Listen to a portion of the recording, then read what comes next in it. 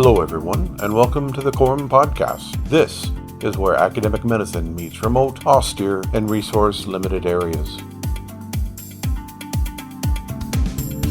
Welcome back to the program. This is Aebhric O'Kelly. This week, we are with Nick Hill, who is a nurse working for the Danish military in the Air Force as a PJ. Nick, welcome to the program. Hey, thanks for having me. Thank you for hosting me. So tell us a bit about yourself and what's keeping you busy. So I'm from New Zealand, obviously. I serve in the Danish Air Force in West Jutland here out in Denmark. I did 18 years in New Zealand Defence Force and varying jobs. My last job was as a registered nurse. So I was a registered nurse in both New Zealand and in Australia. And I did a series of jobs in New Zealand Defence Force. And one of my last postings was the New Zealand Navy, but I worked for the Royal New Zealand Air Force in capacities and was trained as a nurse in a pre-hospital setting, but also into hospital transfers, and worked in the New Zealand Role 2, so the surgical facility. And that was one of my last postings there before I came over here. You spent time both in the New Zealand soft support and the Australian soft support. Yeah, so I did time working to support New Zealand soft in their endeavours in Afghanistan, and touch base with Australian counterparts as well. Yeah, correct. And due to ANZAC, there's a huge crossover, isn't there? Yeah, correct. Yeah, we have a lot of personalities and people that we meet and mingle with. So the community is very small. It's well known to each other. Correct. So tell us a bit about your experience with the soft support in New Zealand. What was your role? Were you staying at the casualty collection point, or you said you're in the Navy as well? So does that mean you were the senior medic on the boats, or how does that work? So it's for my capacity in 2009, I was trained to be able to enable and support the special operations community and their patrol medics. So the patrol medics are essentially operators that qualified to do some more extended or enhanced scope of practice. And then we were sort of underlings that worked to those individuals. And then there were Royal New Zealand Army Medical Corps medics that we worked to as well. So we weren't necessarily medics that were on the ground. We had a primary function and then a secondary function to enable those operations and support as we needed to. Within New Zealand Defence, and specifically in the Navy, I was working in a light surgical team and helped support operations from an amphibious task grouping when we went to the Pacific to help support dive operations, but also light infantry taskings that were mounted off one of our amphibious vessels, so the HMNZS Canterbury. So we were working in a light surgical capacity to help enable those operations from ship to shore. And then a series of sole charge nursing and supporting a spectrum of operations for the Navy, especially from the shore-based postings. So one of my last ones before coming over here to Denmark was to support and enable fully qualified medics, dive medical technicians, dive teams, and their capacity to enable operations basically for if it's dive, littoral warfare, but also supporting operations on the frigates and amphibious platforms. So a really wide spectrum within the New Zealand Navy. That is a huge scope of practice. So you were there as a team medic or as a normal nurse medic, but you're part of the SOST, the Special Operations Surgical Team as well. Yeah, so I mean, New Zealand's identity around SOST and what SOST does is still evolving, and it's not officially called SOST in New Zealand. The doctrinal model is a little bit different, but the light surgical teams, the LSTs, if you want to call it that, again, the identity crisis that's been happening in that space for a few years is still trying to be selected and pulled out. An LST, effectively. So tell us about the LST. So it's yourself, a surgeon and a nurse anesthetist, or how does that work? Yeah, so for New Zealand, we don't have CRNAs like our American and Canadian counterparts. We have an anaesthetist, generally speaking, who's a captain or a major, so they're commissioned. We have a nursing officer who's normally an emergency nurse, sometimes with an intensive care crossover. We have 2 to 3 medics, and our medics in New Zealand have a bachelor's in health science, which majors in paramedicine. Now, I may have got that wrong, and some of my former colleagues may come for me, but I'm pretty certain that's the case, that it's a bachelor's degree in health sciences, majoring in paramedicine. And normally those medics, they come from a tri-service space, so they're Army, Air Force and Navy in New Zealand. And generally speaking, we would have Navy or Army medics because the Air Force medics are just too short to handle. So in our teams, that's pretty much it. And then we'd have a surgeon or a FACEM, so an emergency consultant with us as well. And they deploy at the brigade level or higher? Yeah, so it's a brigade level asset, correct. And one brigade in New Zealand would have an LST or equivalent to support that operation. And then the Role 2 Enhanced would then expand on that module. So initially, yes, that team would be there to support company to squadron level activities, and then brigade level has that enhanced capability from the Role 2 to bolster them with numbers, patient load, acuity, and then more specialist surgical assets with a couple of general surgeons, and then we have a few bespoke bits and pieces from the global war on terror, such as a maxillofacial surgeon, etc., that can enhance those Role 2 capabilities. And you were also CSAR then, or is that something new, this PJ job you have? Yeah, so that's something new for me now, whereas CSAR in New Zealand is carried out by our special operations component as an operator job to the New Zealand SAS. So now, yeah, I'm working within Denmark in a CSAR capacity, correct. And did you do the same type of LST work in Swanborn with the SAS there? No, not at all. Not at all. There you were a platoon medic? No. So my time in Western Australia was working out of Irwin Barracks and then doing a component of other work, which was actually really enjoyable. I really enjoyed my time out in 2019 out west. It was cool. So you've been on the Swanborn Barracks, and there is a beach. I mean, it's literally right on the water. There's a beach. We were there 96 by ODA. We're doing a J set, and we're there for 2-3 months. And one of the first things the yoke said when we got there is like, hey, let's go for a run. We go out the back gate, down to the water, and there's Black's Beach there. Can you tell us about Black's Beach? Black's Beach is a well-known freedom colony, if you want to call it that. Some people may call it a sausage party. Some people call it a leisure beach, but it's well-known to that part of the world as sort of being an area where some elderly gentlemen go without clothes, or sometimes elderly women as well. But yeah, it's a nudist beach, obviously. Yeah, not the most appealing place. Sounds nice, but no, in reality, no. We quickly learned that and chose other routes to get down to the beach besides going through that option. Yeah. So you've been all over WA, is that right? Yeah, so my now wife and I moved over to WA in 2019 and had a year over there, and we were mainly around Perth. Did some time in some hospitals over there, and yeah, it was really enjoyable. It's a really good time. Yeah, I enjoyed my time there as well. We got to do some beach assaults, and it wasn't until after our first beach assault, we landed on the beach about 01, went in, cleared the objective, got back out, got on the Zodiacs, and then exfilled. And then the next day when we were cleaning weapons, they dropped a newspaper article in front of us, and it said lawyer was eaten alive in that very beach that we a shark attack, a major shark attack, right where we were infill, and they didn't bloody well tell us before we went in, but it was a bit of a shock.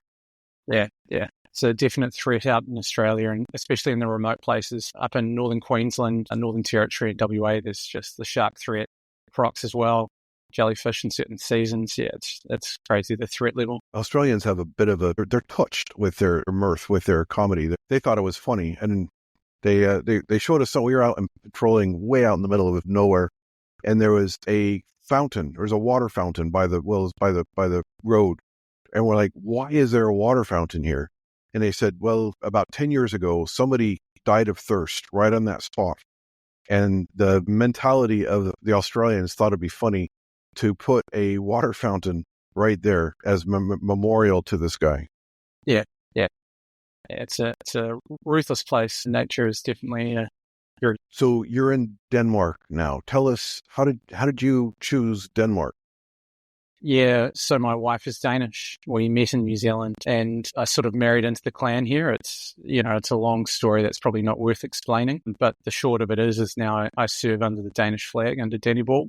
So, we moved here back in 21 and then, I picked up my job with Danish Defence last year. So resigned my commission from being an officer to now being another rank or a junior rank. So I've gone back down to the bottom of the pile, so to speak. But I'm happy in the place I am now, working what I'm doing. Are they going to acknowledge your, what did you say, 18 years of military experience? Yeah, there are some ways that they've acknowledged that, and they acknowledge my professional degree, my postgraduate education as well. So remuneration is there for me, which is fantastic. I'm happy with that. Outside of that, I guess it's a developing or evolving thing. So I guess we'll find out. But yeah. So tell us the differences you're seeing between working for the Danish flag versus working for the New Zealand flag. I think this is one thing I'll say about soldering, right? Soldering is a universal thing.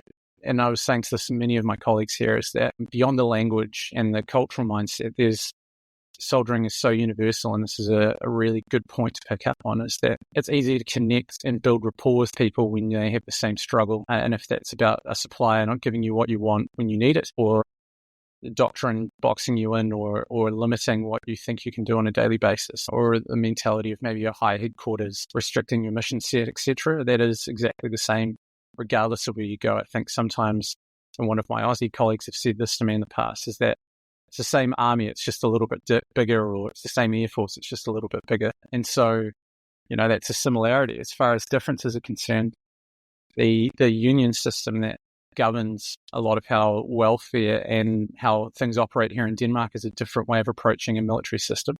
It gives entitlements of service that are needed and helps advocate and give people a voice. That's obviously something we don't have in the Commonwealth. In general, Canada, United Kingdom, Australia, New Zealand, they don't have a union. And under the Defence Act from most of those countries, it would limit you from being able to do that. It's a major difference. And that is a bit of a culture shock for many Anglos who come into that space, is that you have a union. Hang on, that's not something we'd have at all. So yeah, that's definitely one of the biggest differences I've noticed. I remember when teaching for the NSOCM in Fullendorf, Germany, that came up so often, the union issues of the different NATO countries, that were saying, that's great, do you want us to do this PFC exercise? No, we can't, because it's after 1600 and we've already worked X amount of hours this week. I couldn't get my head around it. How can you have a military that has to suddenly stop fighting at 1600? Yeah, exactly right. That's one thing that, that same point is that we've allocated work time and hours this week. We haven't had an approval from the union, therefore we're not going ahead. Part of my mentality is that, who cares? Let's just do it anyway. But I've been told to sort of pull that back. So that's a bit of a culture shock, definitely. Well, now that you mention it, I'm thinking back of how many times that we've been held over because somebody lost a set of nods. Yeah, usually the captain of the team. And so everyone's locked down and like, you're not going anywhere until you find this ACOG or this nod or the have them hold like a weapon system, and everyone's on lockdown. I can imagine unions stepping in at that point and saying, no, these guys, it's 2 a.m. You've been looking for this lost ACOG and no one's found it. And maybe it's time to send everyone home. There is a voice of reason, I suppose. Yeah. Well, I haven't had that yet. I haven't had that moment. I think thankfully, good accountability of A-class systems and, nods or a thermal. We haven't had anything that we've missed like that. But I would imagine, unions stepping in and basically saying, agreed. It's a good point. The militaries are the same. Like, I imagine the weapons armor is a jerk in all 3 militaries that you've served in, as it is with what units I've been with. Like, you hand back your M4 and it's spotless, and they find something to kick it back again and again and again. And I imagine that's the same the world over. Yeah. They're, soldering's universal. And I use that as a generic term, soldering. It doesn't matter if you're an airman in the Air Force or a Marine in the Marine Corps or a soldier in the Army. It doesn't matter. Soldering is universal. It truly is the same problems everywhere. It's just a different language and a different cultural subset to approach it. Yeah, all armies are going to wind up well, we called it grab ass in the U.S. Army, of just start joking around, start causing havoc, because that's what we can do. And I'm sure that's universal everywhere. So you and I met earlier this month. We met in Norway. You were taking an Austere Emergency Care course, which is a prolonged field care course, and you were a student on it, and I was watching some of the things you were doing. But first off, tell us about that course. Why were you there? It was a course for the Norwegian Coast Guard. How did you get there, and what were you thinking?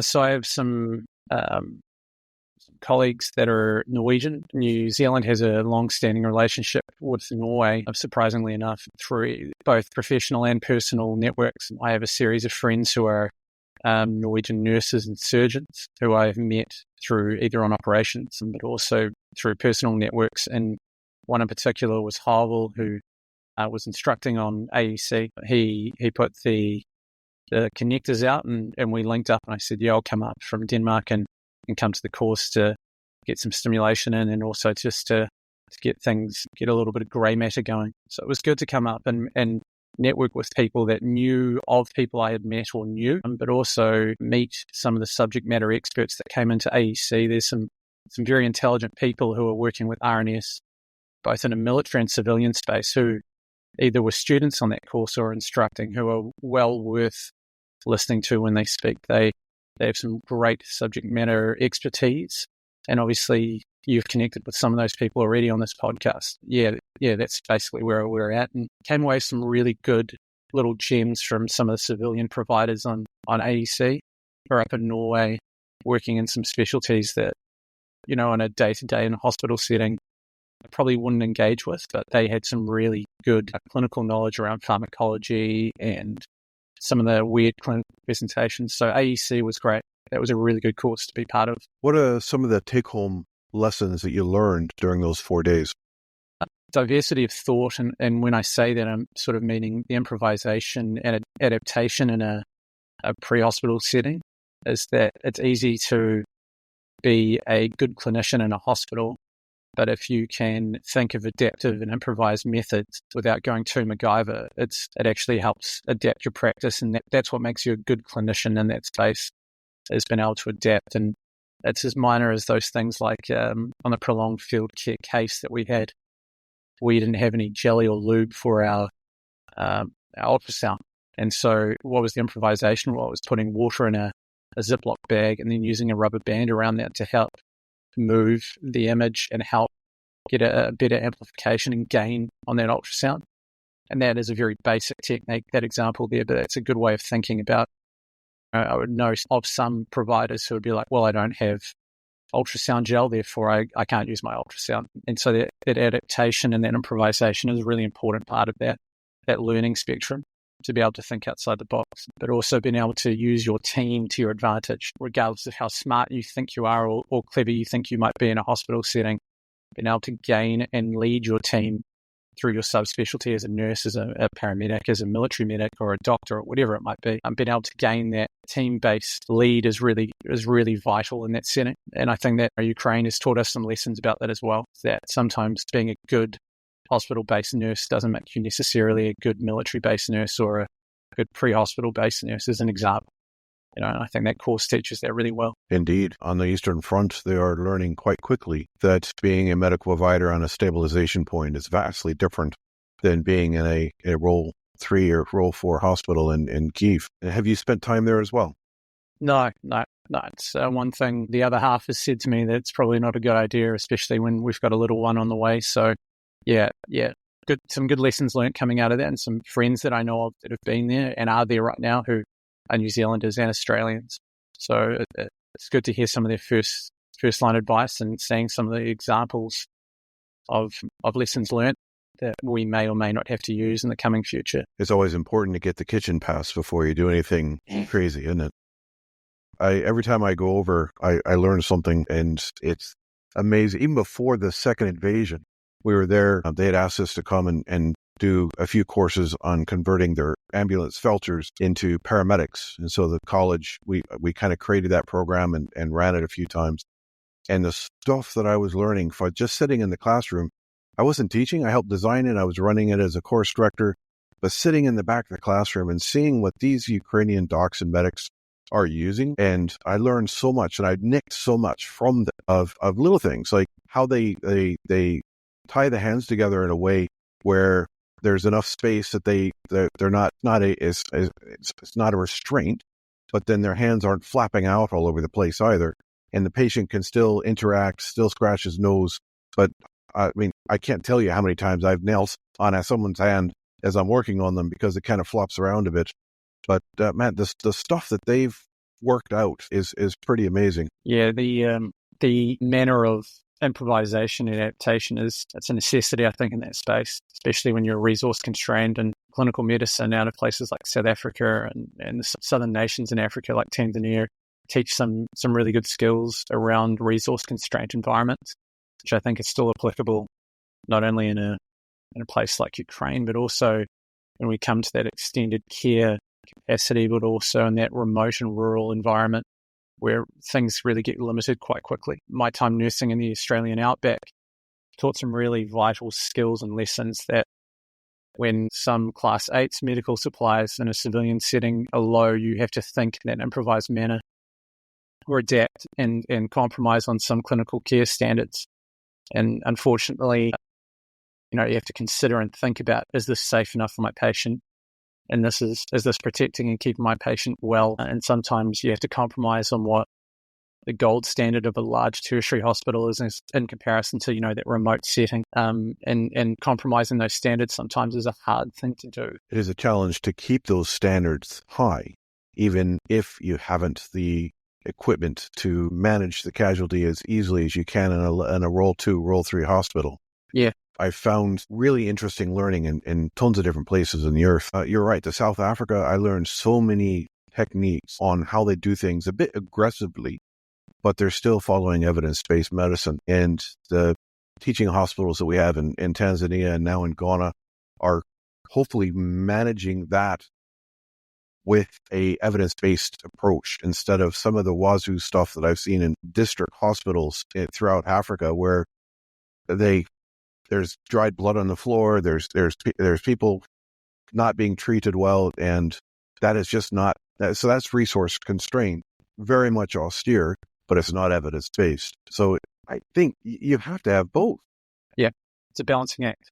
Balancing act about do no harm, doing what's best for the patient, but also being able to compromise that standard to be able to keep your patient alive. So now that you've taken the AEC course, tell us what you think about it. How would you improve it, or how would you run it differently? This is something that I said to people who were on the course, some of our Norwegian colleagues some of them were military in particular. And one of the commentary points was that we just wish that the course was a little bit longer, right? And sometimes you have to compromise to the amount of information that's being taught versus the amount of time you have. And it's about pre-reading and helping learn some things before you get there to then have a robust understanding of the theory and then the practical application, like ultrasound, for example. And that ultrasound lab that we did helps apply those lessons learned from the theory, and that prepares you. So then when you don't have this amount of time in a 4-day course to be able to apply it, then you go forward with that information and try and get the best that you can out of it. And so I think one thing that was definitely an overarching theme is you get more time maybe on the ground to be able to be in scenarios, for example, or to do more with it. And that was, I think I hear that every course I go through, right? I wish we had more time here. I wish we had a longer course. That would have been great. One of the good things about it is the amount of people that come together on an AEC course is huge. The people that you meet there are incredibly knowledgeable. And I'm not just talking about the instructors. An advantage of being on AEC was meeting, as I said before, some of those professionals who are in a space doing some pretty interesting jobs, pre-hospital chems, working in remote hospitals and general practitioner or family medicine spaces, but working and doing acute medicine at the same time, emergency medicine as well. And so the people that are in there that you meet have got some great experience and good evidence-based knowledge, which is fantastic, especially coming from a place like Norway, where a very modern health system supported by a good national welfare system is helping reinforce some really good clinical practice standards.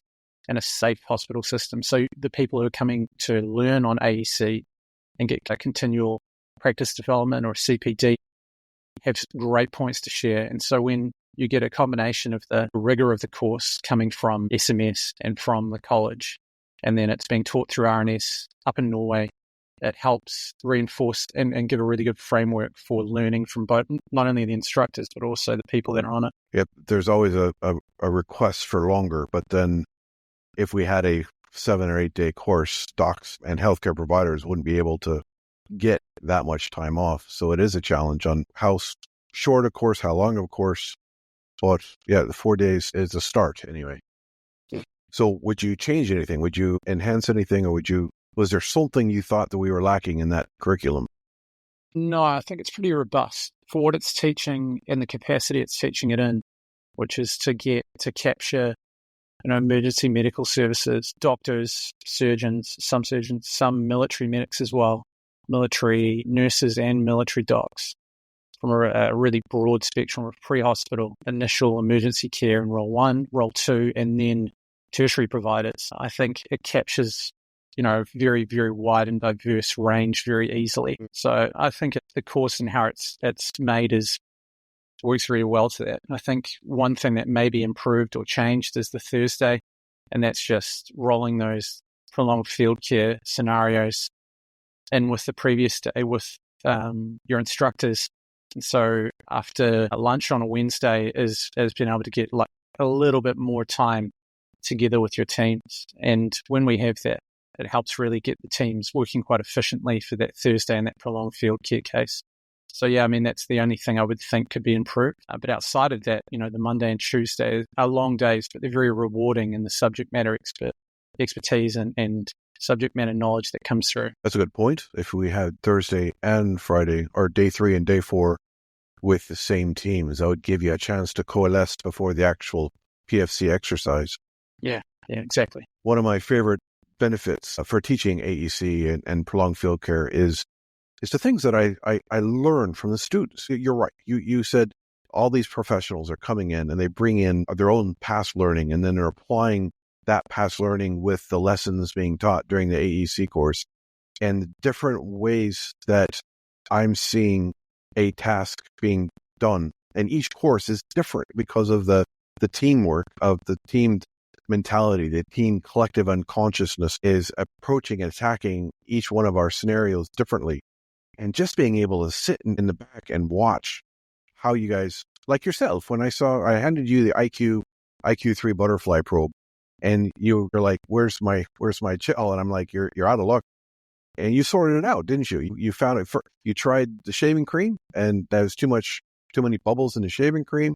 And then you did it with the baggie with the water. And even though there was no gel or water between the bag and the skin, it showed up. It might be part of it because it's the IQ3, the brand new one. But so I learned from you as you were going through the program. In every class I ever teach, I'm doing that. Yeah, and this is the old adage that we always hear from everybody who works in a clinical space, is that the day you stop learning clinically is the day you should probably leave your profession.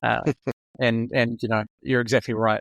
That space to be able to come in with an open mind and to see another person's protocols or perception around how medications given, or mixed modal analgesia models, and hearing some differing opinions around the application of patient-controlled analgesia pre-hospitally.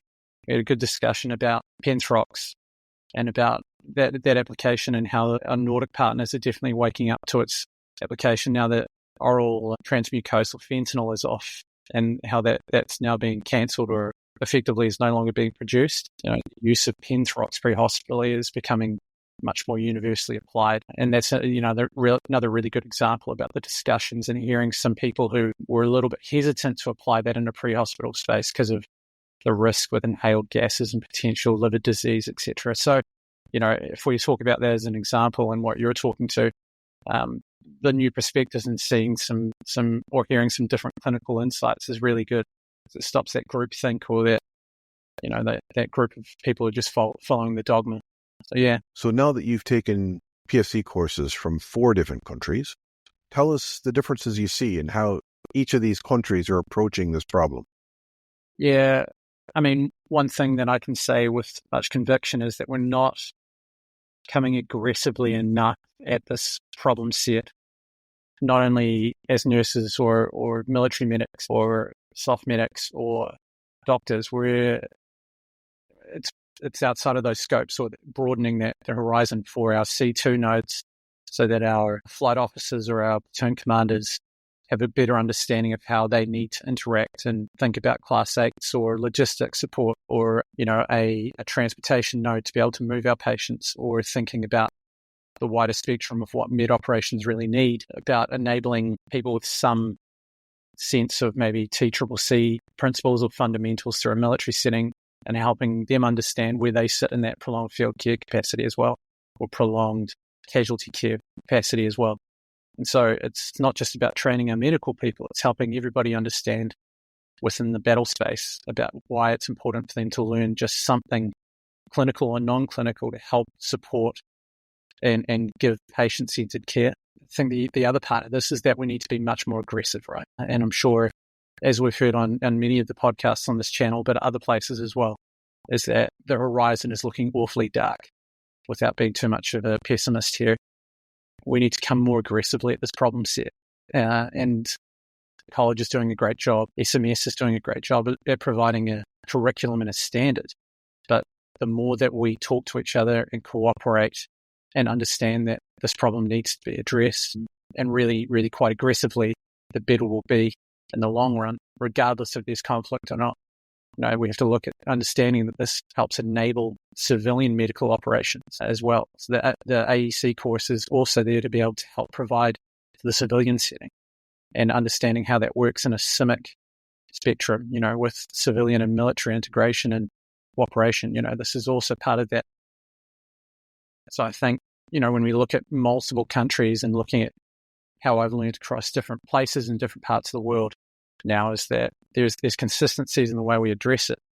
Ultimately, we've got the same thing, and there's some unique and little flavor differences, but ultimately it's the same thing. I obviously see some really unique cultural perspectives, as I just addressed briefly there, is that how medicine is led in, say, a Nordic capacity, say through Denmark or through Norway, is that it becomes the group homogenized together, it works very well, and then it becomes very diplomatic and very, the group will sort of make a decision to help lead the process, in comparison to a very dictatorial system, which comes from maybe a senior medical provider or a very senior doctor or nurse leading the resuscitation and helping sort of lead and being the only voice, and the others sort of following along. And that just comes down to culture, like we talked about before. But ultimately, this whole generation change in TCCC and PCC or PFC is becoming very universal through the working group standards,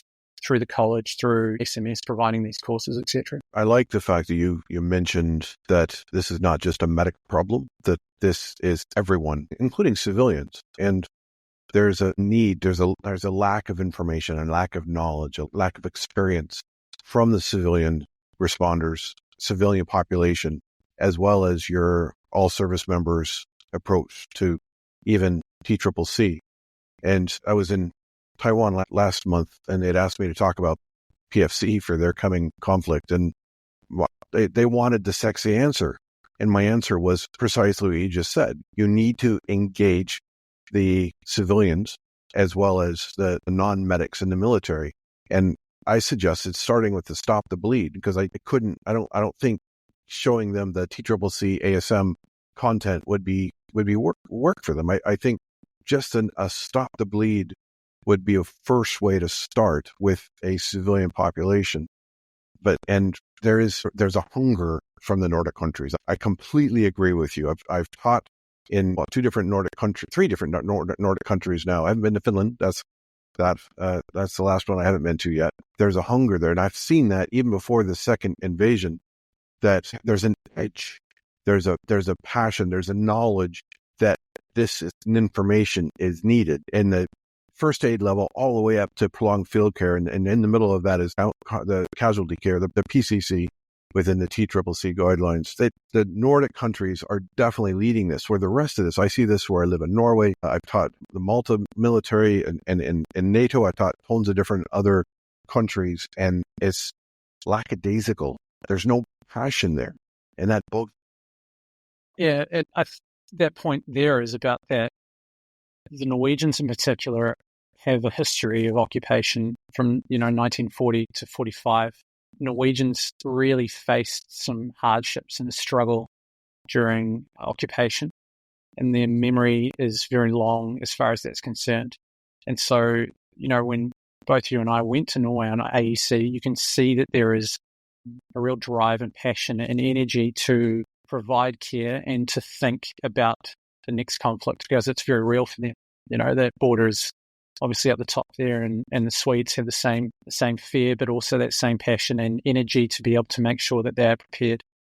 And that's really encouraging to see when you go and work with these people, because they will say that they're not as ready as they should be, but they're better than other parts of the world and other parts of Europe in particular.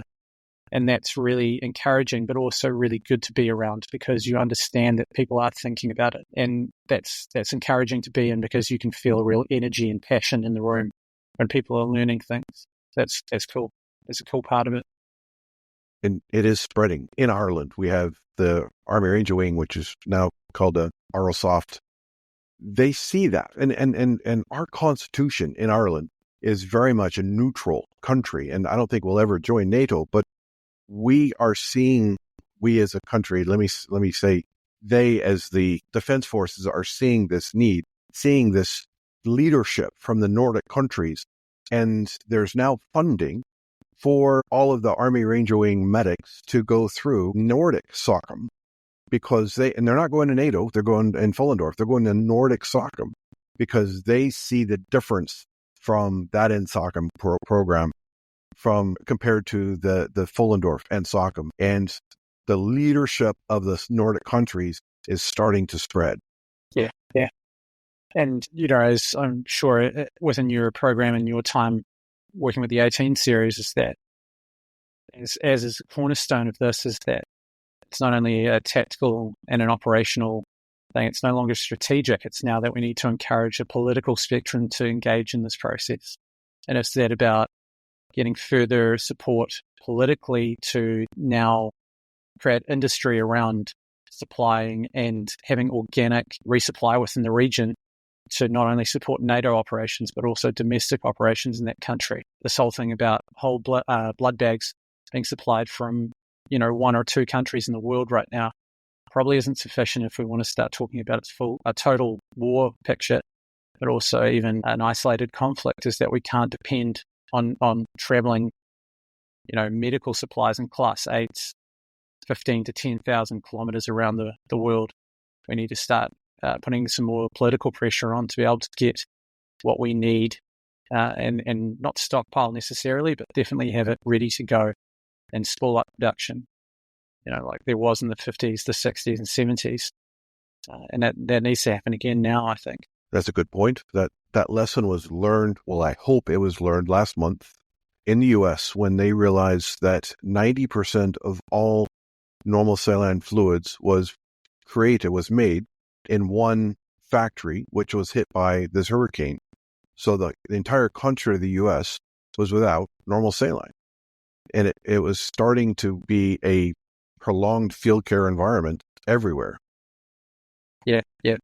And that's a really good example. Unfortunately, by the necessity of what happened, people started having to do improvised medicine and start thinking clinically in a different manner about how they resuscitate their patients, for example. But, that's a really good example of why we need to start diversifying industry, especially with medical resupply, not only in Europe, but internationally, about how we approach that, because then, things need to change. Nick Hill, my final question for you is this.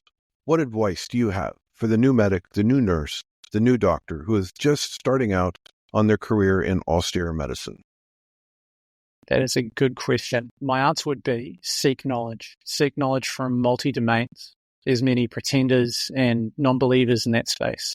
But go online, really seek out the resources that matter to help educate and learn in your own time. Get good CPD, so good clinical practice development. Go to the right courses that are endorsed and get around the right people. Without that education and that good practical knowledge on board, it's hard to reinforce the theory that you already know or you have from however many years of clinical practice you've got under your belt.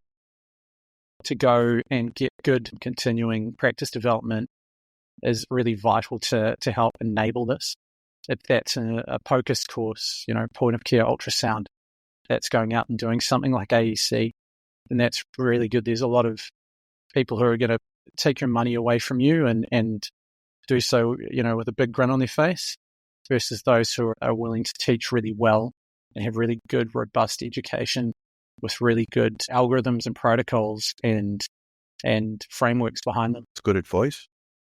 Nick, I was really impressed with watching you on the AEC course. I learned a trick from you with the baggie in water with the ultrasound probe. I'm gonna definitely steal that idea. And it was very interesting to have you on the podcast. And thank you for joining our team. Thank you. Thank you for the discussion. Thanks for having me today. This has been a presentation from the College of Remote and Offshore Medicine. If you would like to earn CPD credits for this podcast, you can join the Council of Members. Being a member of the college gives you free CPD credit, free access to our virtual field guide, and discounts on our e-learning courses.